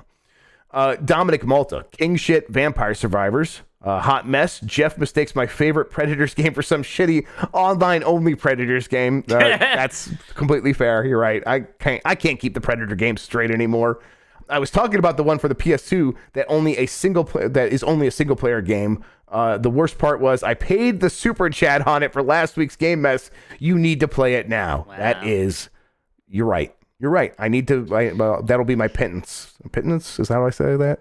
Yes. It'll be my punishment. That'll be your pentiment. It'll be my pentiment. Absolutely. All right. That was our hot mess / king shit. Anything else, Mike, that we should mention for any of these categories before we move on? I think the only thing that didn't come up is I would say Pokemon Scarlet and Violet is quite a hot mess, but for reasons we all said, that's the only other one I would throw in there. Yes, definitely. All right, we're going to take one more break, and when we get back, we're going to wrap up the rest of this show. We'll be right back. Super chats. All right, we're doing that. Mike, when we get back, you want to hit super chats? That's what you're saying? Yeah, okay. Yeah. I'm ready to go. Okay, cool. Let's get into it.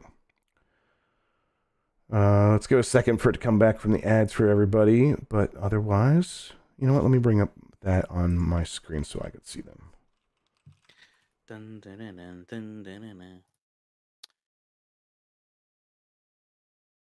All right, I'm going to bring us back in right now. Somebody wants to give me a hard space shipbreaker key. Should I take that? Yeah. What platform should I play that on? I would play it on PC, but it runs pretty good on Steam Deck. But play it wherever you want. It rules. It got really good over early access. Okay. Okay. I think I'm gonna bring it back in. Actually, let me give you a second to finish doing that. I'm good. Okay. I should just redeem my Street Fighter key so it could be downloaded tonight. Everyone's being so nice to us this week. I know. I'm like, what are they planning? Am I dying? Yeah. Do you know something I don't know? Is this sickness? Is something going on? Everyone's so nice. I think everyone's like worried about us or something. Guys, we're fine. We're fine. We're all right? fine. We're fine. Thank you all is what we should be saying. All right. Here we go.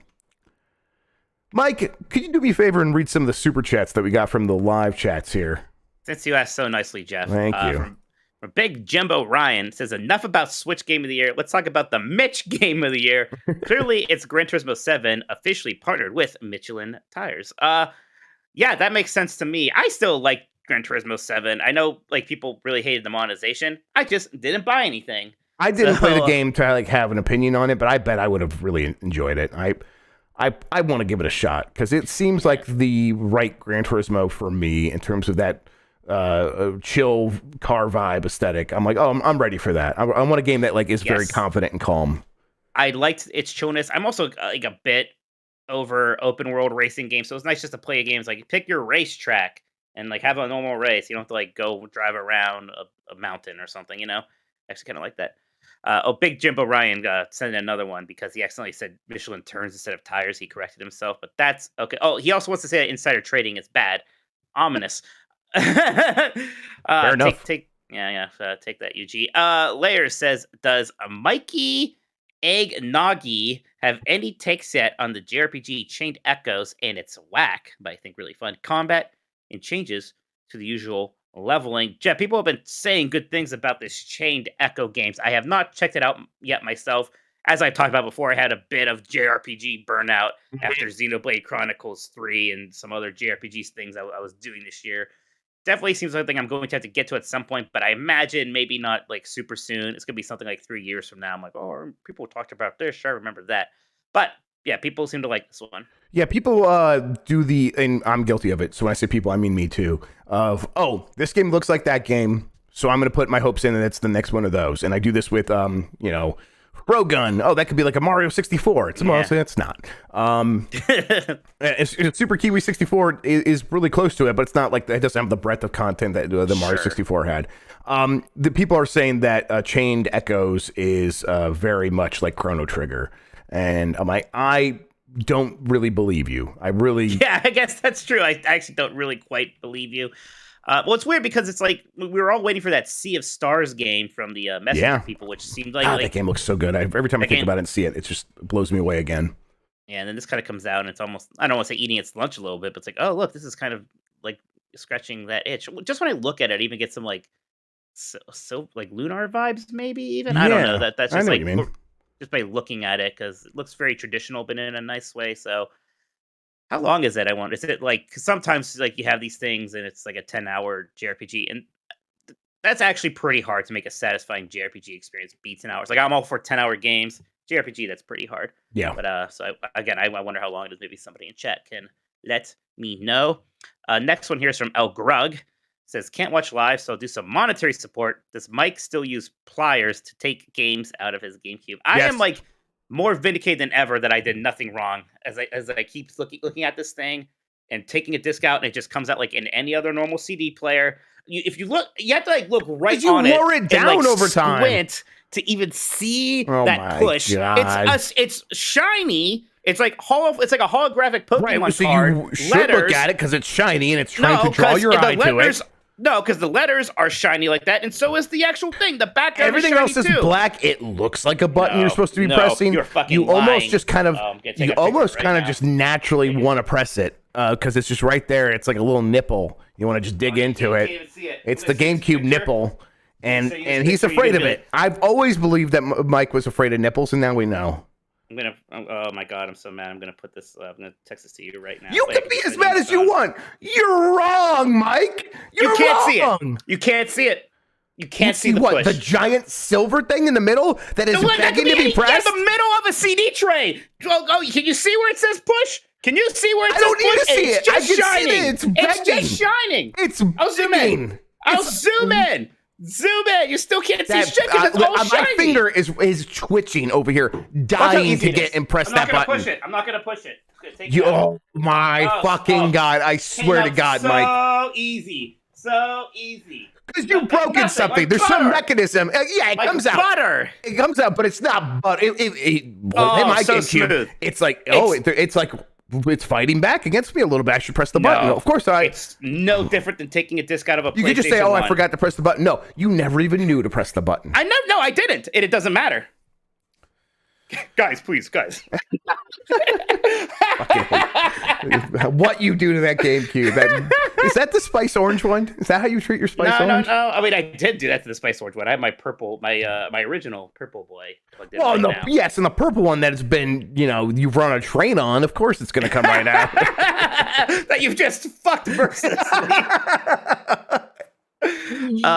Dumb show. Next super chat is from Nintenderic. With everything going on at Warner Brothers and DC, are we still getting that Wonder Woman game from Monolith? No chance of cancellation, right? Didn't James Gunn say that he wants like all that stuff to be canon now, like all the games? So, like maybe it's not 100% safe, I guess is what I'm saying, right? I mean, they're already making weird moves, like very publicly being like Henry. I'm gonna say his name wrong. People are mad. Henry Cavill. Cavill is coming back. They're like, never mind. So, I mean, I don't think anything's safe DC wise, to be honest. Yeah, I think that's fair, but I bet Wonder Woman still comes out. Next one is from the Uncharted Wolf. Thoughts on almost every outlet giving Elden Ring Game of the Year. IGN, GameSpot, Polygon, and others, like Giant Bomb. Seems like the biggest sweep since Breath of the Wild. Yeah, I mean, I said before, I understand it's like kind of seems almost a little boring, but it's still right. Yeah, right. I mean, these games come along, it feels like once every 5 years or so. We get Breath of the Wild. 5 years later, we get Elden Ring. It feels like, I said this before on Twitter, it feels 5 years better than what Breath of the Wild was doing. And that is in itself impressive. And then it kind of goes beyond that in terms of just taking on so much ambition and what it's trying to do. I thought you said it was a bad game. Yeah, it's a bad game, and it's better than anything else. You got to say the other half of the sentence, Mike. Nah. It's a bad game, and it's so much better than anything else, which should just be shameful to every other game developer. Fuck you. Visualizer says, been a tough couple of weeks over here, but always nice to hang out live. Right after I did the jerk off emotion. Always nice to hang out live with the Game S family.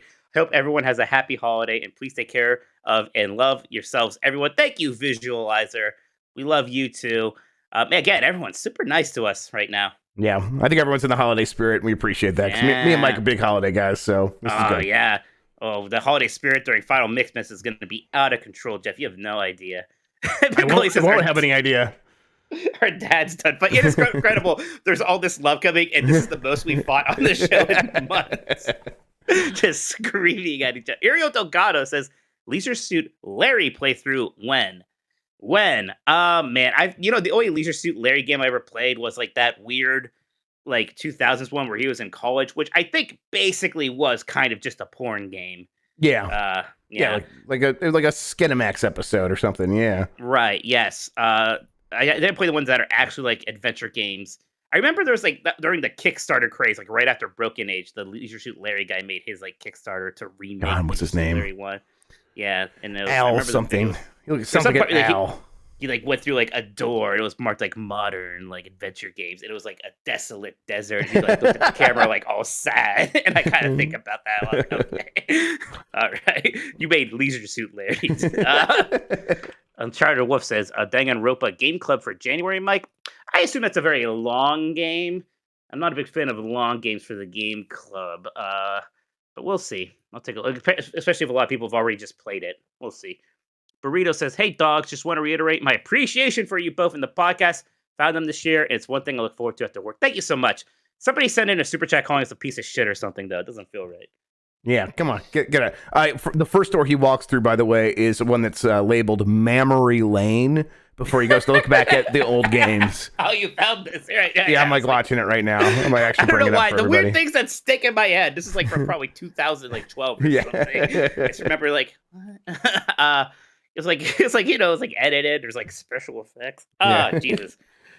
Jeff, that's it for the super chats for now. Guys, we will still read the super chats before the show ends. If you want to send some more in, thank you all so much. Jeff, what are we doing now? We have the Hall of Fame. Hall of Fame. We don't because we could pick some games, but we try to keep those hidden. We're gonna bring it back next week. Don't we have to go over the results? I think didn't we already do the results? No, remember you? I don't remember. Remember you remember you accidentally set it up for not enough time. Oh, that's right. That's right, Mike. I should check that. All right, let me do that. In the meantime, Mike, what have you been playing?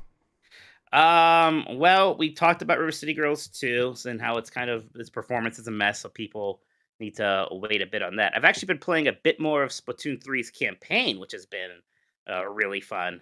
So I'm just distracted because Christian called me out for touching my eye, and I touch my eyes constantly. I know I'm touching my face constantly. Thank you, Christian. Bubble eye. No. God damn it! I got so mad when he called eyes bubbles, and you were like, "Well, he might have a point." I just said I wasn't ready to say they're not bubbles. You should have been ready. You should have been immediately ready. Mike, we have a problem. What's wrong? Is there a tie? I think I know the answer, and it means only one game gets into the Hall of Fame this week. So, okay. The Hall of Fame for the Game Mess Decides podcast, where we pick a handful of games, and you all vote if you are a podcast producer on which game should get embedded forever in this shrine of importance, the Jeff Bakalar importance scale, saying this is worthy of calling out. This week we did, or this past week we did something a little bit different where we just voted on racing games. And me and Mike both recommended Daytona USA, Ridge Racer Type 4, Mario Kart 8 Deluxe, and F-Zero GX. And our number one was Mario Kart 8 Deluxe with 72% of the vote. Oh my gosh. The other two are tied at 10% of the vote. That is Ridge Racer Type 4 and F-Zero GX. And then 7% of the vote, Daytona USA. So here's the issue is what we're getting to, is that we could do a tiebreaker right now, but I think we both know that I'm going to vote for Ridge Racer Type 4 and you're going to vote for F-Zero GX, yes. I think what needs to happen is only Mario Kart 8 Deluxe gets into the Hall of Fame. I want to run off. You want to run off? Okay. All right. So I want to run off? Just between Ridge Racer Type 4 and F-Zero GX? You know what? I know this is usually a Patreon thing. These are special circumstances, Jeff. Okay, fair, yeah. I say we do a live chat poll I'm on it now. I'm on it. You want to make your case for Ridge Racer Type 4? I think it's definitely... I think Ridge Racer Type 4 maybe even holds up better than F-Zero GX. F-Zero GX is doing a lot of what F-Zero X did, but better, except with a worse soundtrack. I'll say that, just to kind of throw it under the bus a little bit. Wow. Yeah. Ridge Racer Type 4, meanwhile, maybe the best PlayStation 1 soundtrack, which is saying a lot. It's insane. Definitely, I think maybe just the best looking PlayStation 1 game in general. It's still just an ideal arcade racer. Some of the best menu design. I know like some of the stuff doesn't sound very sexy, the best menu design, but holy crap. It's like the best menu design until we got to Persona 5. That stuff just looks so good. It has this really fun like story kind of mode thing where you unlock different cars depending on if you win or what place you get. So there's just a ton of replayability there. It's just the ideal PlayStation 1 game, and it's the ideal arcade racer to me. A couple things. F-Zero GX has a cutscene where you could see Captain Falcon walking down the street, and his nipples are really prominent, and I think that's very important. Two, this is a Nintendo game, and I do a podcast called Last of the Nintendo Dogs. We already got Mario Kart 8 in. Come on, boys! Oh, come on. We already got fucking Mario Kart 8 come in. On, Nintendo, let's rock which is this like one home. A 10-year-old game going to the Hall of Fame. And then number three is that it's a really, really fantastic racing game that is... It does everything that its predecessor was trying to do and just makes it... Oh, it can also really look gorgeous and look timeless. It's deserving of the Hall of Fame in the racing game. All right, there's a hot girl in the CG intro for Resident Evil 4, and if you want to, you can pretend you're having sex with her. There. What? Is that what I need to do? I mean, I don't know. Oh my god, I'm so mad. Oh! I shouldn't get mad because people are just going to keep doing this to me. The votes are coming in. If you want F-Zero GX, if you want the live update, if you want, honestly, all you really need to know is Nintendo boys are riding home once again. Look, guys. 72%. It just went up. It keeps going up. 73%. You're going to have to vote for a PlayStation or Sega game at some point. Yeah. I'm just saying. Yeah, we might have to do a new no Nintendo rule at some point. Like, I get it. You're all boomers and just, you're getting serious Boss Baby vibes from Mario Kart 8 or whatever. But geez, my God. Yeah. Also, F-Zero GX is very influenced by Game of Thrones, and I think that's makes it so popular. Yeah. Boomers. Yeah. Yes. Oh, I'm furious. How many times? For years I'm talking about how special. It's starting to go back. It's getting closer. Yeah, because I'm screaming. It's not, Jeff. It's not enough. It will never I'm be well aware enough. of that. This is bullshit. Actually, you're right. Only Mario Kart 8 gets enough. No. F-Zero GX. Oh, come on. You guys are ridiculous. Yes, thank you. Yes, it's still closing. It's still, let's keep it open for a bit. Okay. Yes. It's right now for audio listeners. F-Zero GX has 68% of the vote, while Ridge Racer Type 4 has 32%. And furious. And that's after 2 minutes of voting. Burrito just said in a super chat that only said high-pitched Italian noises. El Grug had a super chat saying came back just in time to tell Mike Jeff is right. About what? About Captain Falcon's nipples? Yeah, he's right. His nipples are in the game. Yeah, and everyone knows how important those are for the Hall of Fame. Yeah, Batman Forever is the best Batman game now, I guess. It's just all about nipples. Was it F-Zero GX made by Sega? You shut the fuck up, Wolf Fox. Okay? Someone wouldn't press the GameCube's nipple. Of course you wouldn't understand. Can't we just have all three? No, we cannot have all three. Oh my gosh. All right. You know what? Look, you just close it. It's done. F-Zero GX is in. It is going back up. Because you people have absolutely no taste. 68% voted for Ridge Racer. I'm sorry, excuse me, F-Zero GX. Fanboys. And then Ridge Racer Type 4 is 32%. Hey, this is not the end of the road for Ridge Racer Type 4. No. Oh, you better believe it ain't. We will come back to the racing genre probably in a couple of months. So it'll be at some point in 2023. I would suggest between now and then doing something to make people understand how good Ridge Racer Type 4 is. Yeah, I bet to stream Ridge Racer Type 4 or it's something. A great game. You guys just don't get it. It's very good. You're making me take a position against F-Zero GX, a game I love. Now I feel bad about that game. I hope you're all happy. Hope you're all happy. Thanks for reminding me to do this, Mike. Yeah, you're welcome. I was confused. You're like, well, we don't have to do that. I was like, yeah, I think we do. Listen, I really don't even remember yesterday, let alone last week. I'm so poor tired. Jeffy.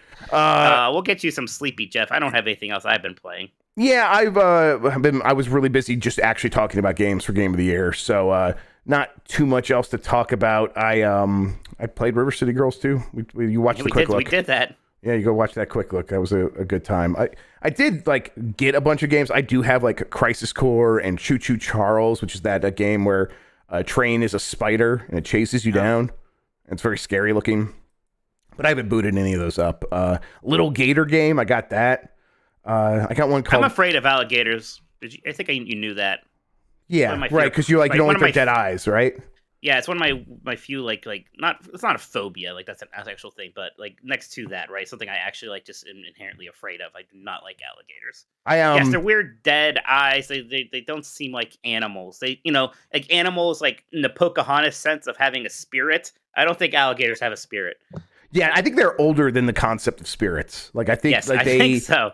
Became alive before God knew to give it a spirit. Yeah, that content patch wasn't out yet. Yes, exactly.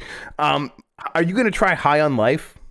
Yeah, I am actually. Me too. I'm going. Yeah, actually, I should maybe I'll install that on my PC. I'm looking at my Steam right now, and you want to guess which game has more people playing it than anything else? Just in my most recent games list. Oh, I have a good guess. Witcher 3. Close. Vampire Survivors. Oh, okay. Yeah, and it's that DLC just dropped, and of course everyone's on that shit. And Vampire Survivors. So I'm gonna play that too. So yeah, a lot to get to. And now that I no longer feel bad about playing games that aren't directly contributing to Game of the Year, I am gonna be okay, done. Yes, that is done. I'm past that. I'm gonna start relaxing and playing some other games. All right, Mike, let's wrap this show up. Where can people find you on the internet? Twitter and Twitch, Tolkoto, again, on my Twitch Saturday, starting at noon Eastern. Final Mixmas, a Kingdom Hearts 1 Proud Mode marathon for extra life. So please hang out with me on Saturday. Oh, I'm also going to be on DLC this coming week. You are? Yes. Oh, that's fantastic. DLC. Jeff is so nice. Yes. Christian's great too. Yeah, that show will be releasing on the 19th, actually. So recording that tomorrow.